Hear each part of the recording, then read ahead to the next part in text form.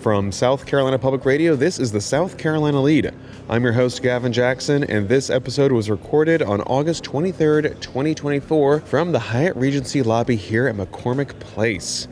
Yes, the sounds that you are hearing, these are the sounds of a hotel lobby like so many we've been in this week. My studio. On this episode of The Lead, we recap the final day of the Democratic National Convention with Vice President Kamala Harris formally accepting her party's nomination for president and laying out her vision for the country. We bring you some clips, and we also have a conversation with South Carolina Public Radio's Maayan Schechter, who's been here with me this week, and we have a special guest. We're not going to say who the special guest is, but there's a special guest. Stay tuned. You have to listen to him, guys. That's when the special guest will show up. Now, we also have a couple special guests that we'd like to hear from. That's you, the listener. You can do that by calling 803-563-7169. Be our own special guest in our wind down section, which we don't have today, but we will when we come back next week. And we need you, the listener, to be our special guest. 803-563-7169.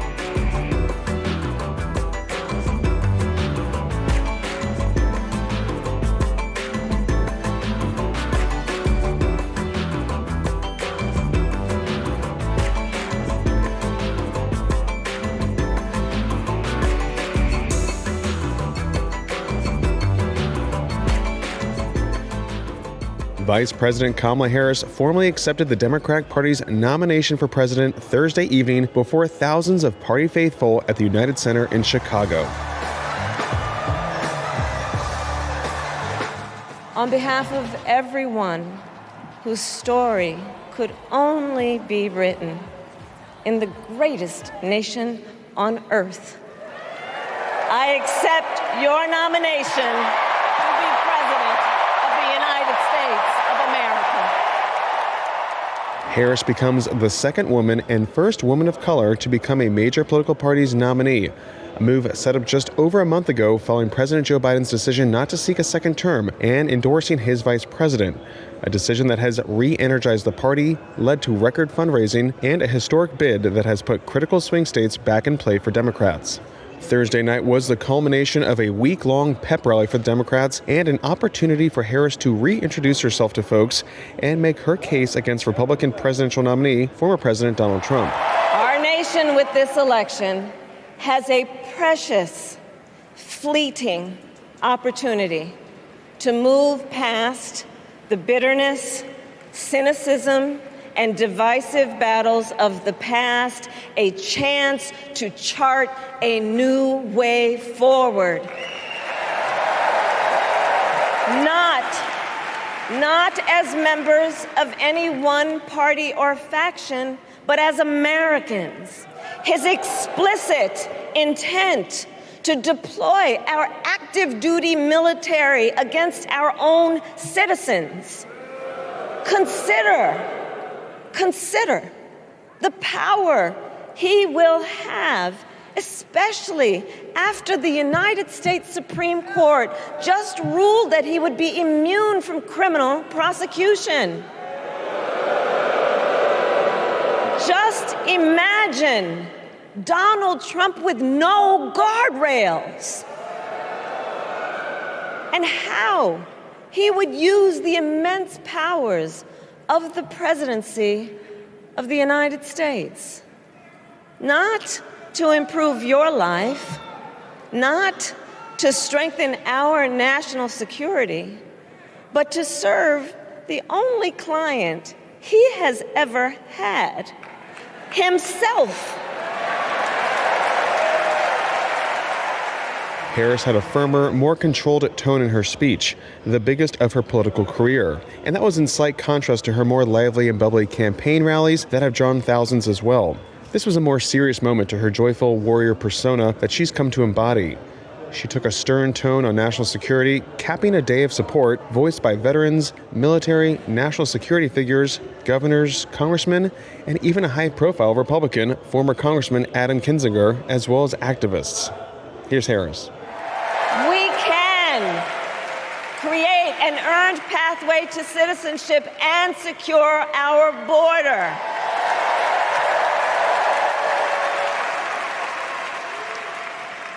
And America, we must also be steadfast in advancing our security and values abroad. As Vice President, I have confronted threats to our security, negotiated with foreign leaders, strengthened our alliances, and engaged with our brave troops overseas. As Commander-in-Chief, I will ensure America always has the strongest, most lethal fighting force in the world.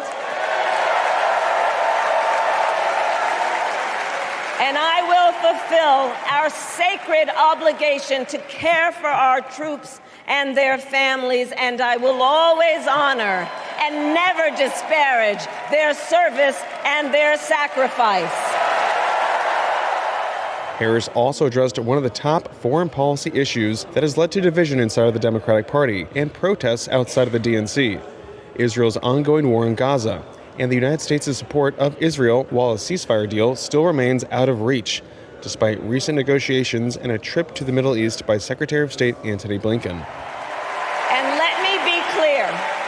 And let me be clear, I will always stand up for Israel's right to defend itself, and I will always ensure Israel has the ability to defend itself, because the people of Israel must never again face the horror that a terrorist organization called Hamas caused on October 7,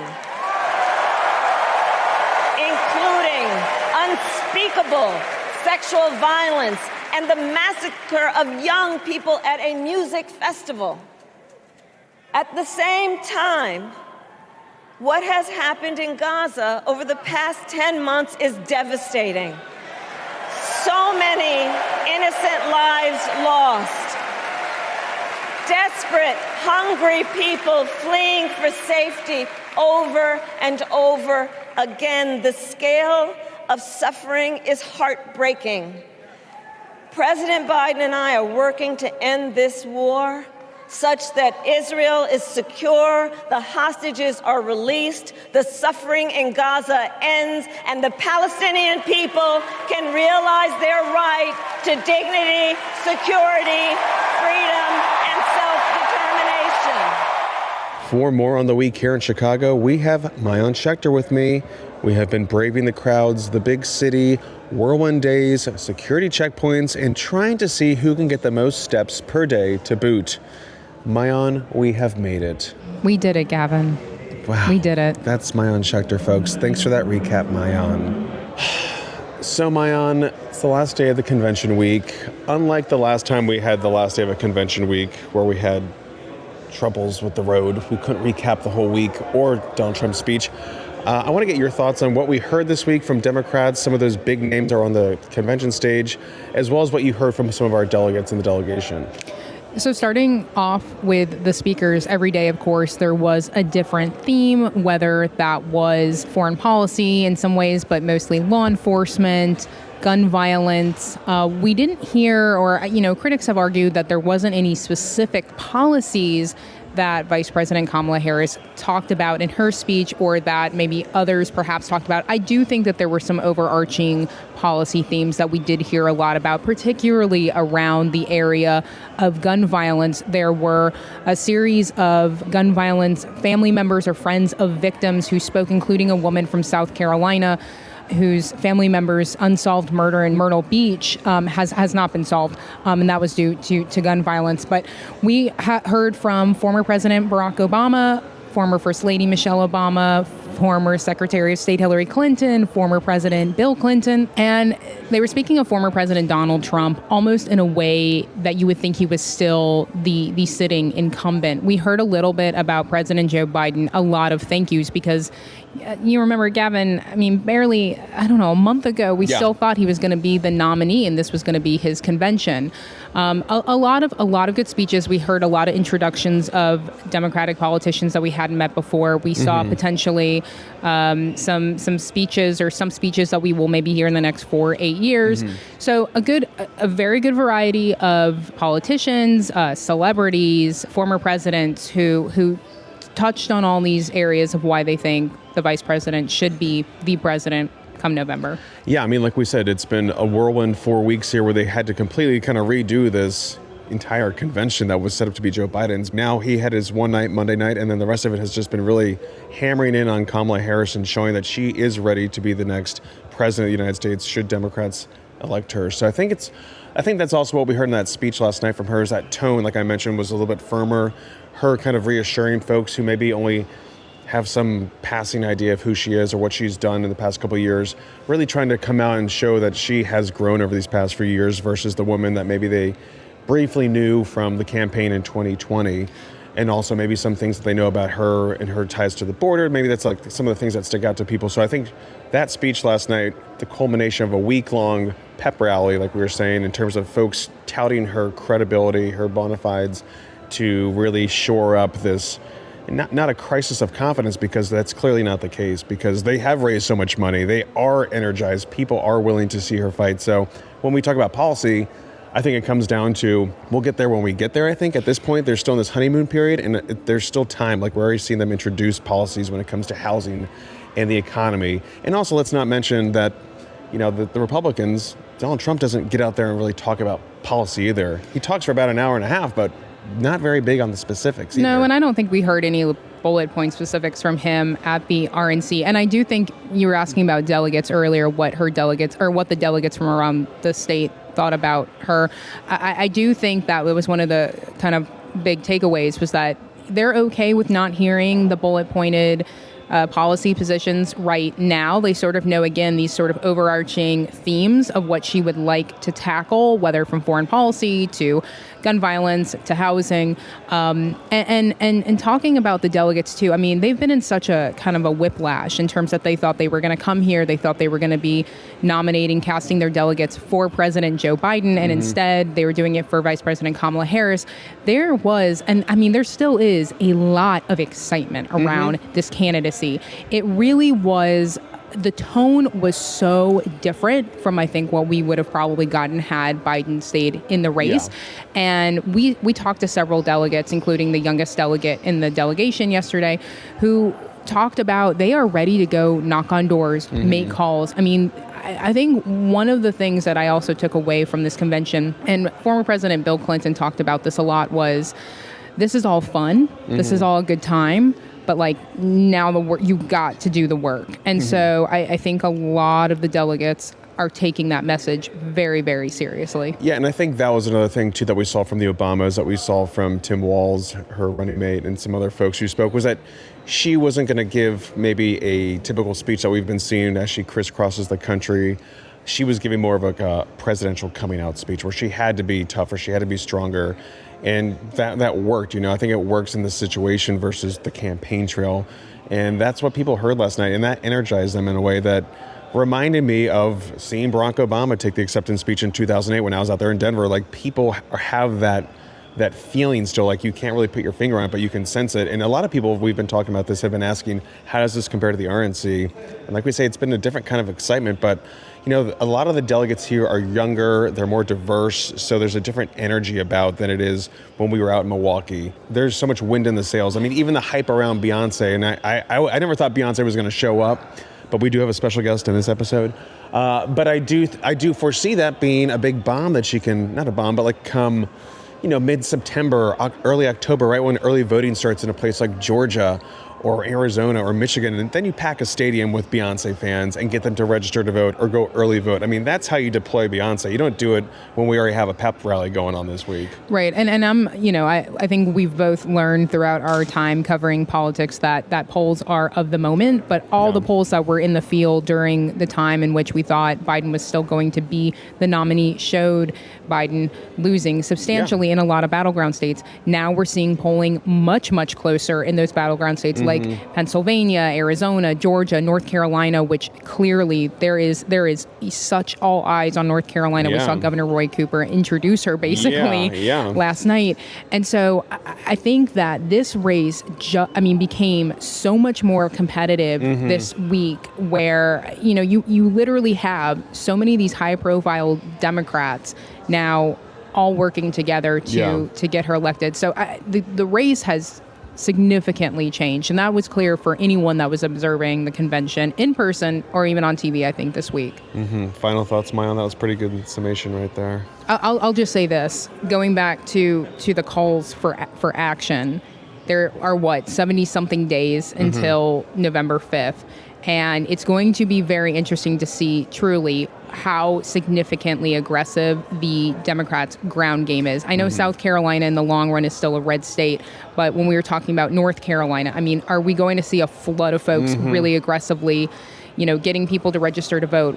I heard from one delegate yesterday that they have found some 60,000 voters just in their particular area that did not vote in the Democratic primary in the last one. And so they see those as opportunities. I mean, these are big, aggressive these are big goals. And so it'll be very interesting to see whether they can actually get boots on the ground and be aggressive about achieving them. Like what we've been hearing and people are talking about, yes, there's energy now, still some 75 days out from the election.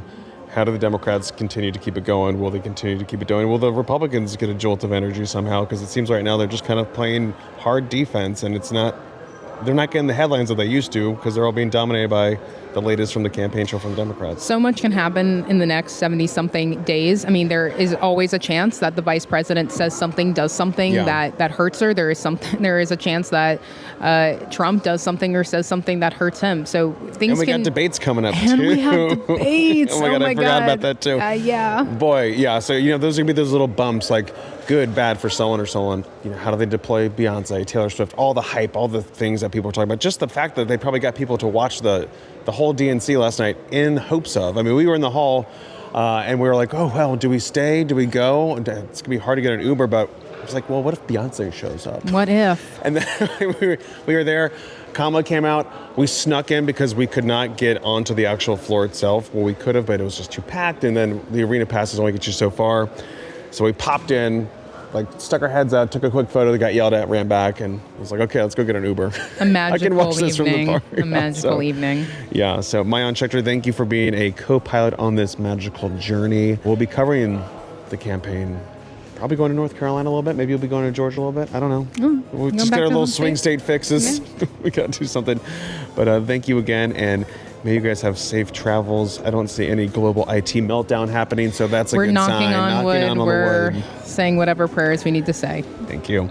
And thanks for y'all for listening to the pod. You can always show us your appreciation by leaving us a review on Apple Podcasts or a voicemail at 803-563-7169. You can always stay up to date with the latest news on scetv.org and southcarolinapublicradio.org. And don't forget to support your local newspapers. The South Carolina Lede is a production of South Carolina Public Radio. Our producer is A.T. Shire. Amy Crouch is our supervising producer. Sean Birch is our executive producer. This podcast is produced with support from PRX and is made possible in part by a grant from the John S. and James L. Knight Foundation, as well as listener contributions to the ETV Endowment of South Carolina. Oh, the special guest is here, folks. It's you. You were with us the entire time. Thank you. For the South Carolina Lede, I'm Gavin Jackson. Be well, South Carolina. Hello? Hey. You're early. I am. I know. I'm ready. I wanted it all to be over with. The sweet, sweet release. Please.